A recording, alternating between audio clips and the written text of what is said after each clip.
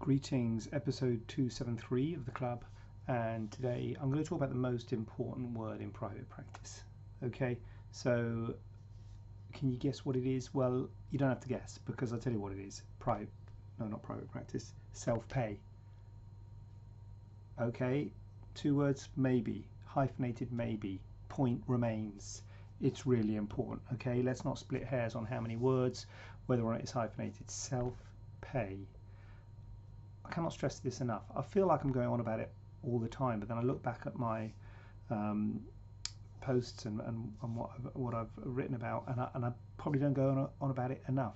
I think we all need to be focusing on self-pay. Everybody, even if you do a lot of insured work. I know it's different for plastics compared to, say, orthopedics or other specialties, and it's a bit kind of more obvious in plastics, but when you're in it, you realize how important it is if you want to have and grow a sustainable business. Because if you rely on insurance companies, you are kind of working for the insurance company, and the insurance company doesn't really, don't want to libel any insurance companies, but they don't really care that much about kind of how good a doctor you are. They just care whether you've got the qualifications and stuff like that. They don't care how nicely you talk to the patients or how well you do the surgery or do your procedures or what have you. They are just looking for a commodity. They are selling health insurance, and they just want doctors to fulfill that. So if you work for them, then you do not have a business. You've got a job working for an insurance company who could drop you at any moment, who could reduce your fees, who could sweat you down. Everyone goes up in arms that fees aren't right and stuff like that. You can't do anything about it really, because there's always going to be people who will take those fees. So you really need to look at self-pay for two reasons. That's one reason. With self-pay, life is a lot easier because you can set your fee, and your fee can reflect the level of service that you give. That's not possible with insured work. It's not possible with NHS work. You have to kind of work within the remit of what the company that you're working for, whether that be an insurance company or the private hospital even. If you're kind of getting patients through those sources, then you have to work within their framework, and you can't say, hold on a minute, I'm going to charge more, because I'll say, okay, well, we'll send the patients to someone else who charges less, because we have told the patient it's cost this much and that's how much the patient's going to pay. So you can't just say, I'm going to charge more. So that is one thing. You control how much you charge. But the other thing that I think is really important when you start thinking about self-pay, and I think this is going to become more important in the future, is that what you do when you start thinking about self-pay, when you open up your mind to saying, look, I can give whatever service I want, I can give whatever splint or orthotic I want, I can do any sort of aftercare regime that I want. What is the best way to treat people? What is the best way to do things? What is the best? Do they need manual lymphatic drainage post-op? Do they need a course of physiotherapy post-op? Do they need this or this or that? Or do they need these splints? Do they need longer in hospital? Do they need more follow-up appointments? You can tailor it, and you can think about what is the absolute best service. And some of those things will be only sort of an extra cost. Some won't be an extra cost. Some you can actually implement now. So some of those things you can actually augment your insured practice by doing things like giving them a call, or someone giving them a call, maybe not you, day 1, day 2 post-op, giving them a WhatsApp number that they can contact you on, things like that. Some of those things you can actually implement now, and you actually make your insured practice better, because you'll find that some of those things don't cost money. So that's number one. But the other thing that you can do when doing these things is, some of them do cost money. Lymphatic drainage, extra physio, extra follow-up appointments. Some of these things will cost money, and I actually think it is a good thing, and I think we should all be striving to have a self-pay product, if you like, or a self-pay service that is better than our insured service. And I think that is something that we are all falling down on. That's a massive point. If your self-pay patients are getting the same treatment that your insured patients are getting, I think you're missing a trick. I think you should be looking at your self-pay service or product or whatever as being an elite product, because as the NHS gets sweated down, and let's face it, the NHS is getting sweated down, less stuff is going to be done at the NHS, more stuff is going to go to insurance companies. So insurance companies are going to start sweating people down. They already are, but it's going to get even worse. It's going to get even harder for patients to get these things on the insurance companies.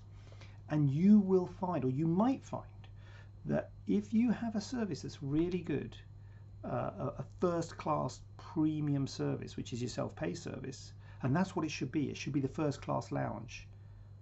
Insured patients should be in the business, you know, and NHS kind of standard class. So insured patients are business class, in private hospitals and stuff.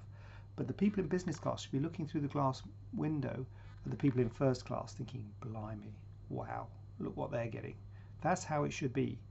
You shouldn't lump your insured and your self-pay together.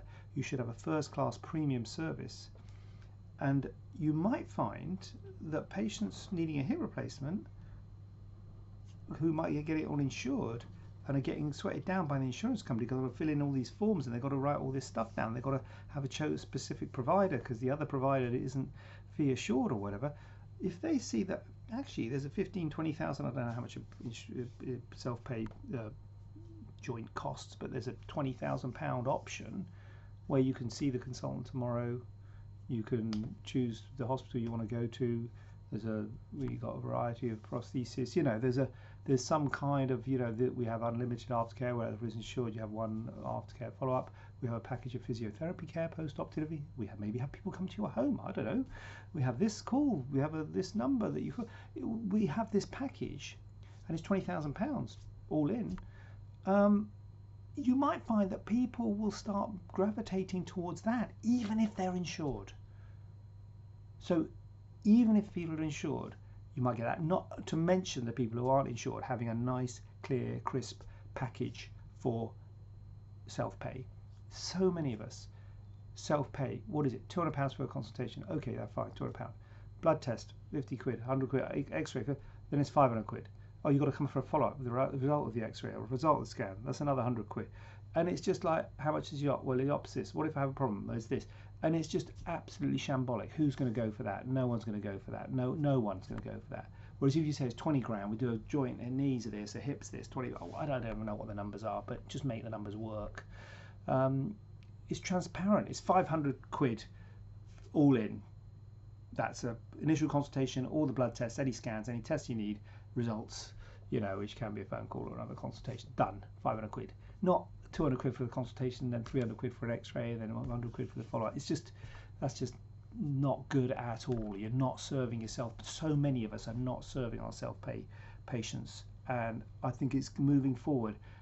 I'm seeing it already. Mole cysts, stuff like that. The insurance company, well, the NHS used to do it. Now they don't do it anymore. The insurance companies aren't doing it now. So it used to be like, obviously, if I've got private health insurance, I'll get my cyst removed. Now the insurance companies aren't covering it, and it's just all going to roll downhill. They get a set amount of money in for their premiums every year, and as they get sweated down, as the NHS does less and they're expected to do more, they have to do something to try and keep the profits. And that means they're going to have to make it more difficult for people to claim on their health insurance. And that means if you've got an attractive self-pay option, you're going to get some people who are cheesed off filling in insurance forms and running around the weekend to get their insurance claims done. And if you have a nice, credible, crisp, self-pay, attractive package, you're going to get those people who value their health, and there's a lot of them about there. You know, people value their health. They've got money, they value their health, and they've got a nice, clean package.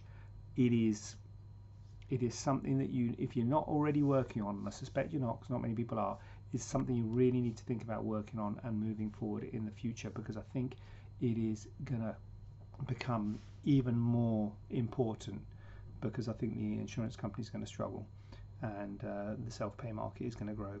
And so those of us that are there with nice clean packages and nice clean clear quotes that we can give people to let them have that make a decision, I think are going to be offering a service that is very much needed, and you will be providing a service to patients. So think about your self-pay, most important word in private practice, self-pay,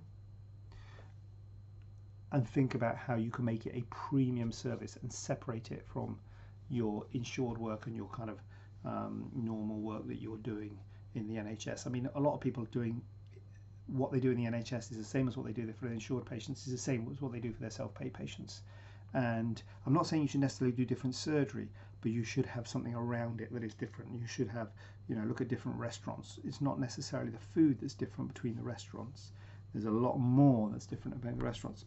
Yes, they might have better chefs, but they've also got better other infrastructure around the experience. So that's what we need to be looking at, the experience the patients are receiving right from the first inquiry.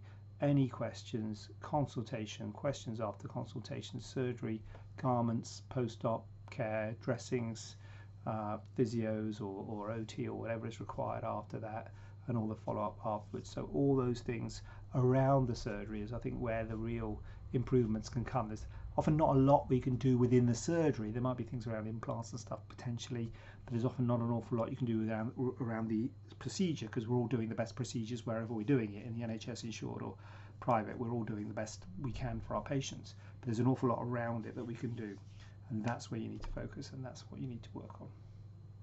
Most important word in private practice is self-pay. You heard it here. See you next week.